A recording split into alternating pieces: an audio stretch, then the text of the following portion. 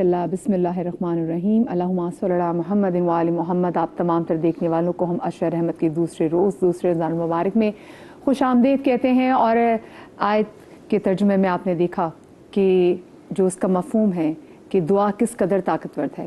بڑی سے بڑی عبادت کو قبولیت کا اگر درجہ ملنا ہو تو اس کی ضمانت یہ دعا ہے.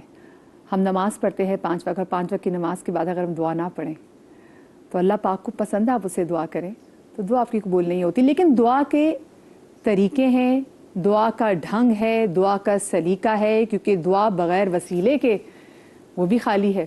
اور کیونکہ ہم دعا تو ایسی ہے کہ آپ نے دعا مانگ دی لیکن اگر کوئی اس کا کیریئر اس کے ساتھ موجود نہ ہو تو دعا پروردگار تک کیسے پہنچے گی؟ بالکل صحیح ہے. بلکہ مدیحہ کی بات کو آگے بڑھاتا ہوں کہ نبی صلی اللہ علیہ وسلم نے فرمایا الدعاء مخ العبادہ. دعا جو ہے نا وہ عبادت کا مغز ہے. تو اصل میں جو عبادت کا مغز کہہ لیجئے یا آج کی ٹرمینالوجی میں بتاؤں کہ عبادت کی جو روح ہے وہ اصل میں دعا ہے. اور دعا جیسے کہ بتایا دعا جو ہے وہ مانگنے کے آداب ہیں کچھ، اور سورہ فاتحہ میں دعا مانگنے کے بیسک اللہ تعالیٰ نے آداب سمجھائے ہیں. لیکن ہم علماء کرام کے سامنے رکھیں گے، وہ ہمیں تفصیل سے بتائیں گے کہ دعا مانگنے کے آداب کیا ہیں، کس طرح سے اللہ تعالیٰ سے دعا مانگی جاتی ہے، کس طرح سے وسیلہ لیا جاتا ہے، کس طرح سے درود بھیجا جاتا ہے نبی پاک صلی اللہ علیہ وسلم اور اہل بیت اطہار پر.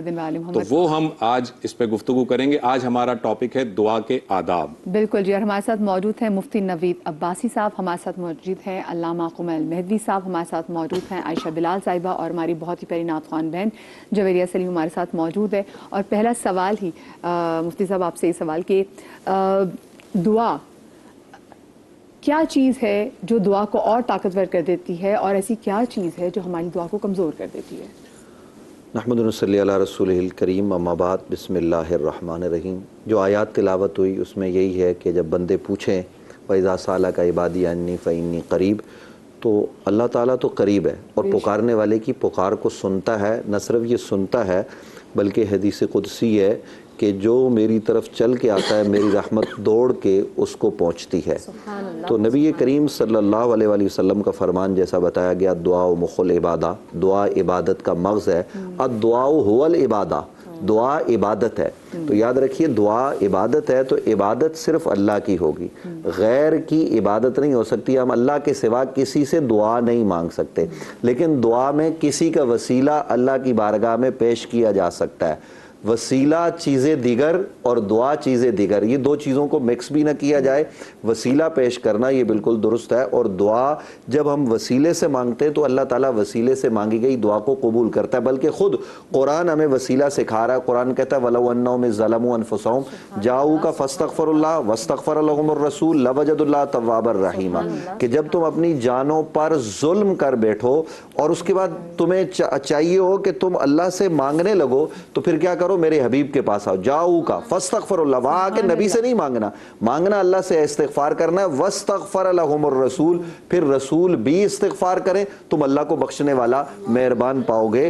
تو دعا اللہ تعالیٰ قریب ہے. کتنا قریب ہے؟ نحن اقرب الیہ من حبل الورید، وہ تو شاہ رگ سے بھی زیادہ قریب ہے. تو جو اتنا قریب ہے کہ ہم جو سانس سے مانگیں گے، جو ہم خود نہیں سن سکتے، وہ ان دھڑکنوں کو بھی سنتا ہے. لیکن اخلاص چاہیے، للہیت چاہیے. صرف یہاں سے اوپر نہیں مانگنا بلکہ دل کی گہرائیوں سے، عمیق گہرائیوں سے مانگنا ہے، اور اسی سے مانگنا ہے. رات کے پچھلے پیر مانگنا ہے، ہر لمحہ مانگنا ہے. نبی کریم صلی اللہ علیہ وسلم دیکھیے انبیاء معصوم ہوتے ہیں، اور یاد رکھیے معصوم وہ ہیں جن سے گناہ نہیں ہو سکتا. وہ کس بات کی معافی مانگ رہے ہیں؟ وہ کیوں پوری پوری رات دعائیں مانگ رہے ہیں؟ وہ کیوں جو ہے نا وہ نبی کریم صلی اللہ علیہ وسلم کے دعا ہاتھ کے لیے اٹھے ہوئے ہیں اور صحابہ کرام رضوان اللہ تعالیٰ علیہ مجمعین رو رہے ہیں؟ یہ سب کیا ہے؟ یہ میری آپ کی اس پوری امت کی تعلیم کے لیے. آج ہماری بدقسمتی یہ ہے کہ ہم دعا سے دور ہو گئے. کہیں اجتماعی دعا ہوتی ہے تو لوگ اس سے بھی کنارہ کشی اختیار کرتے ہیں اور دعا میں باتیں کر رہے ہوتے ہیں. ایک طرف سے اجتماعی دعا بعض دفعہ ٹی وی چینل پہ مانگی جا رہی ہوتی ہے، بعض دفعہ جب دعا مانگی جائے تو پھر عبادت کی نیت سے اس کو مانگو، کیونکہ وہ عبادت ہے. تو جب آپ عبادت کی نیت سے مانگیں گے، اللہ سے مانگیں گے، اس کے نیک بندوں کا وسیلہ، انبیاء کا، اہل بیت اطہار کا، قرآن مجید فرقان حمید کا، بلکہ خود رب کی صفات صفات کا اس کو وسیلہ دیں گے، تو رحمان ہے، تو رحیم ہے، یہ نبی علیہ السلام نے اسماء جو ہے وہ اس کے ساتھ وسیلہ پیش کریں تو اللہ تعالیٰ ہماری دعاؤں کو قبول فرمائے۔ یہ مفتی صاحب کی بات کو میں آگے بڑھاتا ہوں، علامہ صاحب آپ کی طرف آتے ہیں۔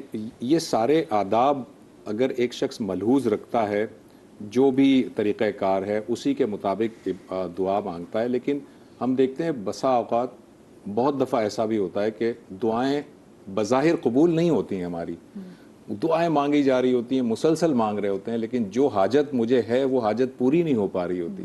اس کے پیچھے کیا حکمت کار فرمائیں، کیوں ایسا ہوتا ہے؟ بسم اللہ الرحمن الرحیم، اس لیے کہ وہ قدیر بھی ہے اور وہ حکیم بھی ہے، تو جو کچھ ہے وہ اس کی حکمت کے مطابق ہے۔ دیکھیں، ہم دنیا کو اگر آخرت سے جوڑ کر دیکھیں گے تو بات سمجھ میں آئے گی پھر، جی وَإِلَّا دنیا کا فقط ایک اپنا تنہا نظام دیکھیں گے نا تو نہیں سمجھ میں آئے گا۔ کچھ یہاں پر وہ ظلم ہے، صحیح، اس لیے کہ ہر ظالم کو دنیا میں اس کے ظلم کا حساب نہیں دینا پڑتا۔ ویسے بھی یہ دارالعمل ہے، دارالجزا تو ہے نہیں۔ جی، تو یہاں سے کہیں اور گزر کے جانا ہے۔ جی، تو دنیا مزرعۃ الآخرہ، آخرت کی کھیتی ہے۔ بالکل ٹھیک۔ اسی خاطر ہے کہ جو ہم آخرت پر جو یقین رکھتے ہیں نا، اس کی وجہ یہی ہے کہ دنیا میں ہر ظالم کو اس کے ظلم کا پورا حساب نہیں ملتا، تو کہیں اور کوئی مقام ہونا چاہیے۔ بالکل ہونا چاہیے، عقل یہی کہتی ہے۔ فرض کیجئے کہ ایک ظالم نے، بات کہیں اور نکل جائے گی لیکن میں جملہ کہہ دوں، ایک ظالم نے لاکھ لوگوں کو مار دیا، ہمارے سامنے واقعات ہیں نا، کتنے بچے، ہزاروں بچے شہید ہو گئے۔ اگر آپ اس ظالم کو سزا بھی دے دیں گے تو ایک مرتبہ کی سزا ہے۔ 1,00,000 اگر کسی نے قتل کیے ہیں، جو کہ آج کل ہوتا ہے بومبنگز میں، تو 99,999 کا کیا ہے؟ اس کا مطلب ہے کہ کوئی اور مقام ہونا چاہیے کہ جہاں پر موت بھی اس کے عذاب کو روک نہ سکے اور وہ سلسلہ چلتا رہے۔ دوسری طرف سے یہ بھی ہے کہ کچھ صالحین ایسے ہیں کہ جن کا عمل بھی اتنا حسین و خوبصورت ہے کہ دنیا میں اس کی وسعت ہی نہیں کہ اس کی جزا مل سکے، اللہ اکبر، وہ ایک اور مقام اور بھی ہونا چاہیے، جو کہ حضور مکرم نے جیسے فرمایا خندق کے دن علی ابن ابی طالب کی ضربت ثقلین کی عبادت سے افضل کیا کہنے ہے نا، ضربت علی یوم الخندق افضل من عبادت ثقلین۔ تو ایک ضربت کے عوض کیا مولا علی علیہ السلام کو یہاں مل جائے کہ اس کا حق ادا ہو جائے، تو اس مقام کی ضرورت ہے کہ جہاں لقاء اللہ کی منزل ہو۔ تو بہرحال دعا کے لیے بھی ایسا ہی ہے، کتنی مرتبہ ہم دعا مانگتے ہیں، اللہ سبحانہ و تعالیٰ حکیم ہے۔ اس کی بالکل سادہ سی مثال ہے کہ بچے بہت سی باتیں ہم سے چاہتے ہیں لیکن ہم پوری نہیں کرتے ظاہر میں، اور اس لیے کہ ہم بچوں کے ہمدرد بھی ہیں اور ان سے زیادہ اس موقع پر لمحے پر عقل رکھتے ہیں، لہذا کسی وجہ سے مؤخر کر رہے ہوتے ہیں۔ اچھا، جو مؤخر کر رہے ہوتے ہیں وہ اس لیے نہیں کہ ہم اسے چاہتے نہیں، اس لیے کہ ہم اس کی بہتری چاہتے ہیں۔ تو بس اتنا ہی یقین کم سے کم اللہ سبحانہ و تعالیٰ پہ کوئی رکھ لے تو کم سے کم یہ ہے کہ وہ اس بات پر یقین پہ آ جائے گا کہ میرا کام تھا مانگ لینا، اب وہاں سے اس نے فوراً عطا کر دیا تب بھی اس کی رحمت ہے۔ ایک بڑا لطیف فرمان ہے مولا علی علیہ السلام کا، فرمایا کہ اللہ سے مانگنا یہ شجاعت ہے، اللہ شجاعت ہے۔ کسی بندے سے مانگنا جو نا ذلت ہے، اللہ سے مانگنا شجاعت، نفس کی شجاعت ہے۔ کیا شجاعت ہے؟ کہ آپ میں یہ کریج ہے، آپ میں یہ احساس ہے کہ نہیں، مجھ سے اوپر ایک اور ایسا ہے کہ جس کے سامنے مجھے جھکنا ہے۔ یہ یقین ہے، بندہ اگر دے دے تو احسان ہے، اللہ دے دے تو رحمت ہے، اللہ اکبر، بندہ نہ دے تو توہین ہے، اللہ نہ دے تو حکمت ہے۔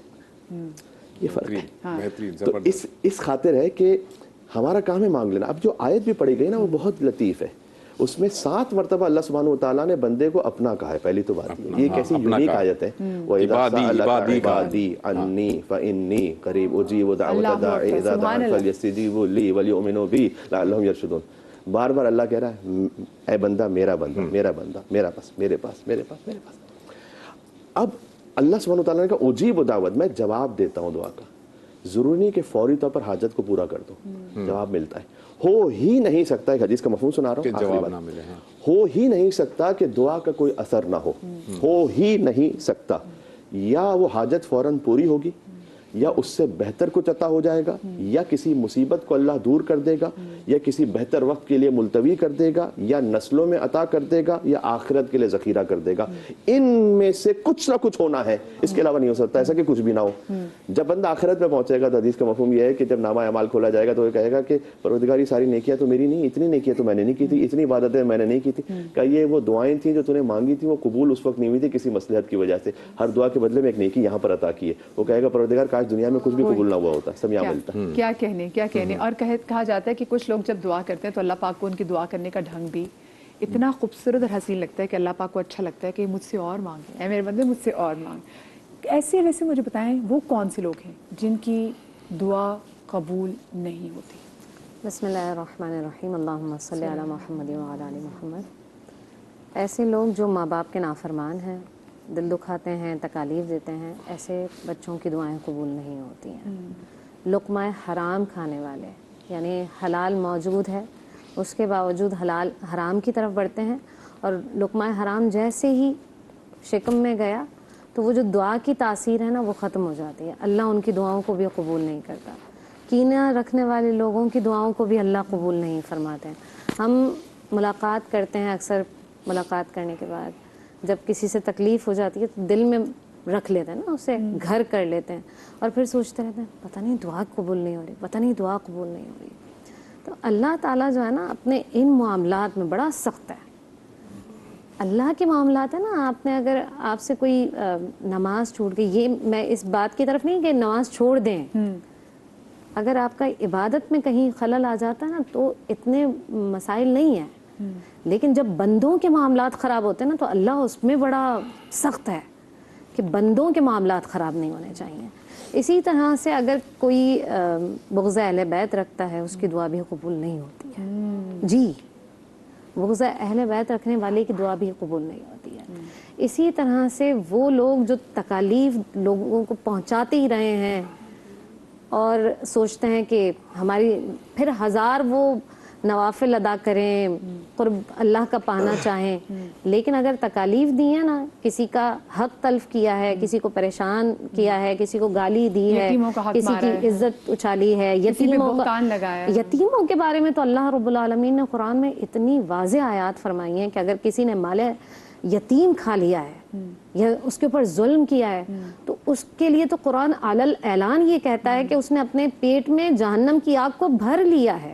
تو جس کے پیٹ کے اندر ہی جہنم کی آگ ہو تو ان کی دعائیں قبول نہیں ہو سکتی. وہ لوگ جو جادو وغیرہ میں ارے اللہ اکبر کبیرہ، یہ وہ معاملات ہیں. اگر کسی کو میاں بیوی کے درمیان تفرقہ ڈلوانے کے لیے جادو کرتا ہے یا ایسا عمل کرتا ہے کہ غیبت کر کے یا ایسی گفتگو کر کے کہ ان دونوں کے درمیان ناچاقی ہو جائے، اس سے بھی دعائیں قبول نہیں. میں آپ کو تھوڑا سا روکوں گا، ایک چھوٹے سے بریک کا وقت ہوا جاتا ہے. ناظرین ایک چھوٹا سا بریک لیں گے اور بریک کے بعد واپس آئیں گے. ہم دعا کے آداب پر گفتگو کر رہے ہیں بریک کے بعد.